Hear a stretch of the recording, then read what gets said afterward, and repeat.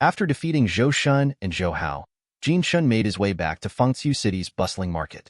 It was his first time completing a mission outside the sect, and he figured it was only right to get a gift for his master as a token of gratitude. Strolling through the market, he scanned the various stalls, his mind drifting. Maybe a gift will raise her favorability, he mused, but the real question was, what should he buy? As Jin Shun wandered deeper into the market, he remembered a famous saying, "A woman can never have too many accessories." With that in mind, he headed toward a jewelry shop, eyeing a beautifully crafted jade hairpin. Satisfied with his choice, he made the purchase and set off back to the Tianyin Sword Sect to submit his mission report. Upon arriving at the mission hall, Jin Shun noticed the usual hustle and bustle, disciples choosing or submitting their missions. He approached the mission lady, the woman responsible for recording missions, and handed her his mission progress report. The moment she saw him, she gasped in disbelief. "Brother, you're amazing," she exclaimed, placing a hand over her mouth. "You completed a hell-level mission so quickly?" Her reaction caught the attention of the nearby disciples. Several of them turned to look at Jin Shun, their eyes narrowing in suspicion. One disciple, his mouth wide open, blurted out, "Who the hell is this guy? A hell-level mission?" Another, rubbing his chin, murmured, "Impossible. You'd need to be at the Qi refinement final phase to even survive that." The whispers spread like wildfire. A few players in the crowd began to focus on the scroll Jin Shun held, curiosity piqued. The mission lady, still amazed, accepted the report. "You truly are an elite disciple of the inner halls," she said, smiling. "The sect recognizes your potential, and you have a promising future." With a wave of her hand, a set of materials appeared, hovering in midair. "Here are your mission completion rewards. Additionally, the sect has decided to grant you an extra reward of 100 lower-grade spirit stones." Jin Shun calmly brought out his storage bag and collected the rewards, flashing the mission lady a cheerful smile. "Thank you, senior sister," he said, his tone humble. Meanwhile, the crowd around him erupted in gasps. 100 lower-grade spirit stones. "I've only earned 10 from dozens of missions," one disciple exclaimed. Another pointed at the sect merit points displayed on Jin Shun's wooden plaque. "He has 100 merit points. You'd have to complete at least 10 missions to earn that." As Jin Shun turned to leave, he was suddenly surrounded by a group of outer disciples. They showered him with praise, impressed by his achievements. "Brother Jin Shun, you're incredible," one said, admiration shining in his eyes. Some of the players in the crowd moved in as well, eager to approach him. "Have you joined a guild yet? If not, our guild would be honored to have you," one player asked. A girl stepped forward, eyes sparkling. "Senior, I'd be willing to do anything if you could carry me through a few missions," she said with a flirty smile. Jin Shun waved his hands, a cheerful yet polite smile on his face. "Thank you, everyone. I appreciate the support, but I have some matters to attend to." But the players weren't ready to give up on riding Jin Shun's coattails just yet. As soon as he turned to leave, they sprinted after him. "Wait, senior. Let us join you," they shouted, causing Jin Shun to break into a sweat. "Stop chasing me," Jin Shun yelled, bolting away from the crowd as fast as he could. He hurried through the bustling sect grounds, weaving through the streets. Luckily, he soon reached the inner hall. The disciples guarding the entrance noticed the commotion and quickly stepped in. "Stop. No outer disciples allowed beyond this point," one of the guards declared, blocking the way.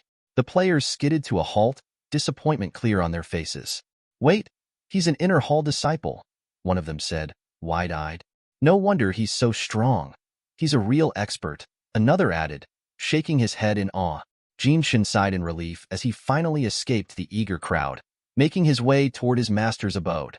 Upon arriving, he respectfully bowed in front of Long Fian, who lounged on her throne, her cold yet graceful presence filling the room. "Master," Jin Shun greeted, his voice calm. Long Fian glanced at him, her sharp eyes narrowing slightly. "I heard you took on a hell-level mission," she said, her voice icy. Jin Shun nodded. Her expression turned serious, her piercing gaze locking onto him. "I told you to choose a hard-level mission, not a hell-level one," she said sternly. "If you had failed, you might have died out there. Losing you would have been a great loss to the Tianyin Sword Sect." Jin Shun raised an eyebrow, but immediately lowered his head in apology. This disciple was wrong. Master is right to lecture me. Long Fian waved her hand, dismissing his apology. "Forget it," she said, though her tone remained strict. "Tell me, what was your opponent's cultivation realm?" Jin Shun's gaze darkened slightly as he recalled the face of Zhou Shan.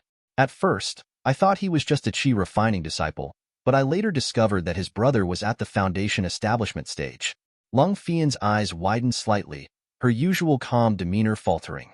You killed a foundation stage cultivator? She asked, her disbelief clear. Jin Shun humbly nodded. Yes, but I only managed it thanks to the elixir you gave me. Without it, I would have had no chance. Long Fian stared at him for a moment, deep in thought. Her expression softened, and a hint of pride flickered in her eyes. I see. Still, you must be more vigilant in the future. The gap between realms is vast, and you can't rely on luck forever. With a swift motion, she summoned a life and death talisman, its aura swirling with powerful energy, and tossed it toward Jin Shun. Take this, she said. This talisman holds a wisp of my soul. Use it only in life or death situations. Jin Shun's eyes widened as the system notification popped up, revealing the talisman's attributes.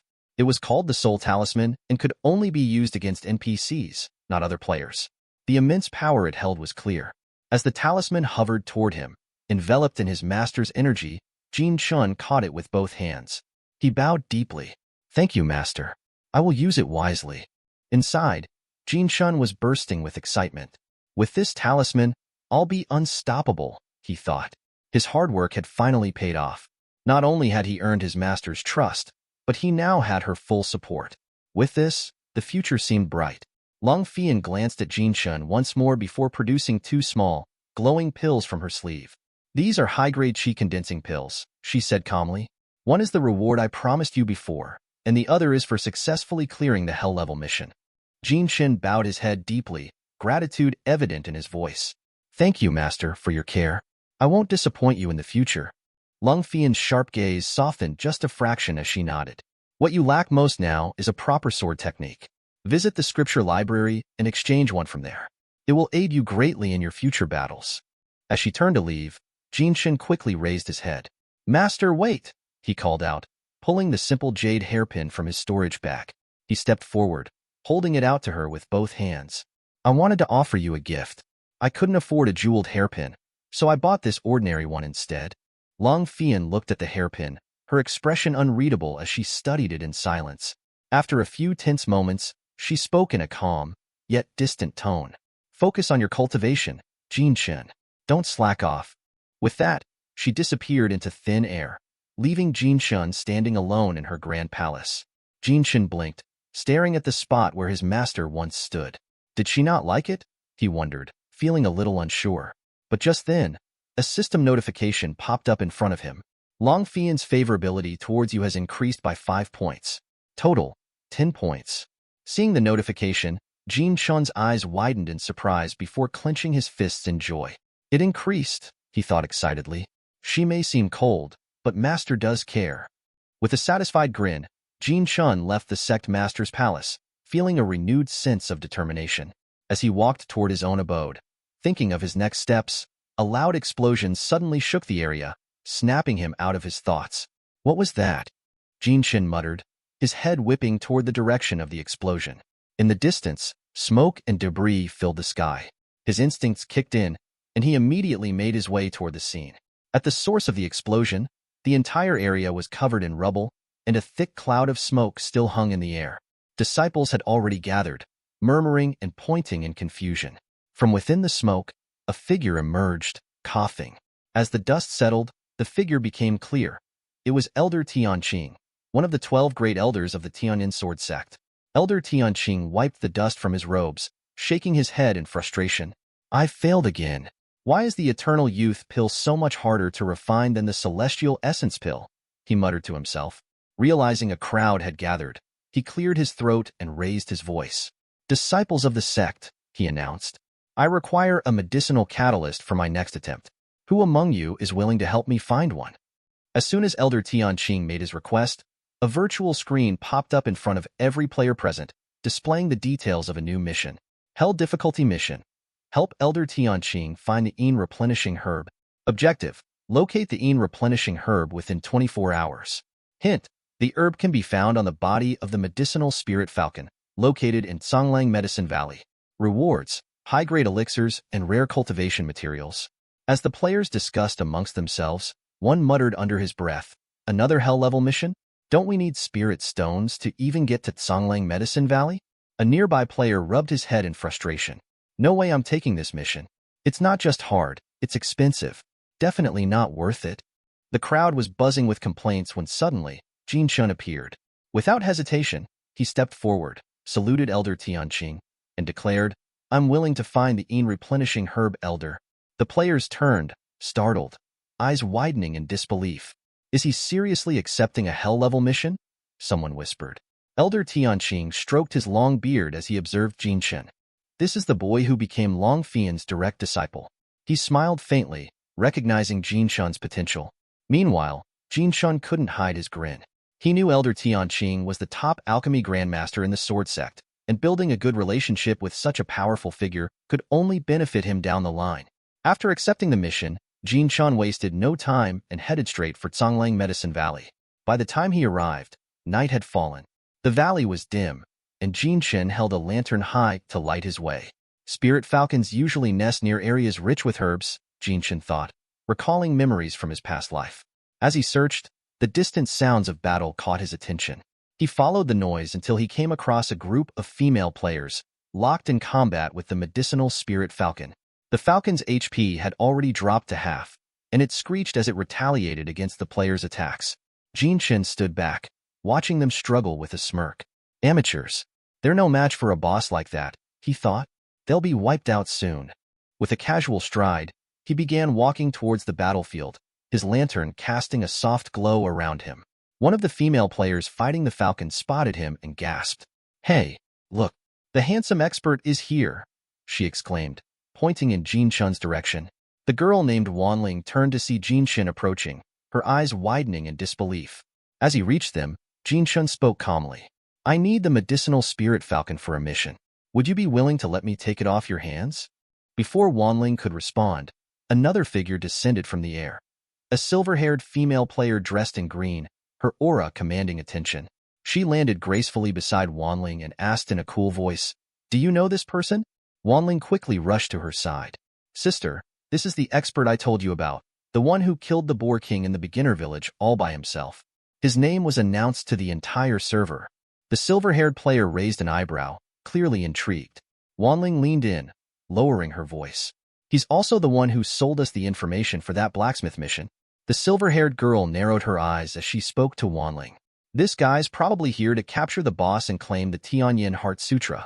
But this spirit falcon is equally important to our Moon Shadow Guild. We can't let him have it, even if we are on good terms." Wanling nodded in agreement and stepped forward, slightly bowing her head to Jin Shun. "I'm sorry, Jin Shun, but we also need the falcon for our mission. You'll have to wait for it to respawn tomorrow." Jin Shun crossed his arms, a sigh escaping his lips. "As I thought." He glanced up at the spirit falcon. "But looking at how your battle's going, I doubt I'll need to wait that long for the respawn." Just as Jin Shun predicted, the falcon's HP dropped to half. It screeched loudly, soaring high into the air, and its body began emitting golden dust. The pollen spread throughout the area, and soon, the players around it started swaying on their feet, their senses dulling. The falcon seized the moment. With a single, devastating strike, it knocked down several players, their cries of pain echoing as they were tossed aside like rag dolls. The silver-haired girl, shocked by the sudden change, hesitated. Wanling turned to Jin Shun, her eyes wide. Jin Shun shrugged. "I was just about to tell you. When the spirit falcon's HP drops to half, it releases stunning pollen. It lowers your physical energy and increases your skill cooldown. Best of luck." Wanling's jaw dropped. "Wait, what are you saying?" Before Jin Shun could respond, the silver-haired girl leaped into action. "Ignore him. Focus on delaying the boss." She rushed forward, summoning her power. With a swift motion, she cast Earth Immortal Binding Hands, golden energy shooting out to bind the spirit falcon in place. Immediately after, she followed up with her blazing fire lantern technique. Flames erupted beneath the falcon, engulfing it entirely, and in an instant, its HP plummeted to a quarter. Jin Shun stood back, arms still crossed, watching the scene with a sigh. Skills like that only make things worse. Once the falcon's wrath meter maxes out, its attack speed and damage will increase drastically. As if on cue, the spirit falcon let out an enraged screech, its eyes glowing a fierce crimson. It shot towards the silver-haired girl with terrifying speed. Its beak aimed to tear her apart. "Careful!" Wanling cried out, rushing to her aid. But it was too late. The falcon's attack struck, the silver-haired girl coughing up blood as her HP dropped to near nothing. Staggering backward from the impact, she regained her balance just enough to cast stone rain. Dozens of sharp rocks hurtled towards the falcon, but it barely seemed fazed. Jinshin finally spoke up, his voice cutting through the chaos. "Are you dumb?" His tone was sharp, though his expression remained calm. The silver-haired girl glared at him, but Jinshin ignored her frustration. "I can teach you how to beat this thing, but the replenishing herbit drops is mine. Deal?" Both Wanling and the silver-haired girl exchanged quick glances. Desperation flickered in their eyes. They nodded in unison, Wanling pleading, "Please, Jinshin, guide us." Jinshin walked over to the silver-haired girl, his eyes sharp as he spoke. "The falcon's got its eyes on you. Your skills like stone rain are only making it angrier." He gestured at her health bar, which was dangerously low. "Look at your HP. You've barely got anything left. If you don't handle this right, one more hit from the falcon and you're done for." The girl lowered her gaze, feeling the weight of his words. She knew he was right. Jinshin stepped closer, grabbing her hand gently but firmly, guiding her staff. "This isn't how you use stone rain. You have to combine it with Earth Immortal binding hands to deal maximum damage. Watch." The silver-haired girl, startled by Jinshin's close proximity, felt her face grow warm. Her cheeks flushed as he showed her the proper technique. "Now, use Earth Immortal binding hands," Jinshin instructed. She immediately followed his command. The spirit falcon, still hovering ominously above them, was suddenly bound in midair, unable to move. "Good," Jinshin praised, a faint smile on his lips. "Now keep it locked down. Let your teammates handle the close combat." Wanling stepped forward, her sword gleaming as she began striking the immobilized falcon. With each slash, the falcon's health dropped further. The silver-haired girl's eyes lit up with joy as she saw the tide of the battle turning. "Thank you, Jinshin," she exclaimed, overjoyed by the shift in momentum. But just as victory seemed within reach, a rustling sound came from the dense forest behind them. A group of players emerged, their leader stepping forward. "The Blood Fiend Guild is clearing this area," a loud voice boomed. Jinshin turned to face the newcomers. At the head of the group was a cultivator with striking red hair, flanked by several other players. He pointed at the falcon and then jabbed his thumb toward himself with a smirk. "We're taking this, boss. Stop whatever you're doing and leave. Or else, don't blame us for what happens next."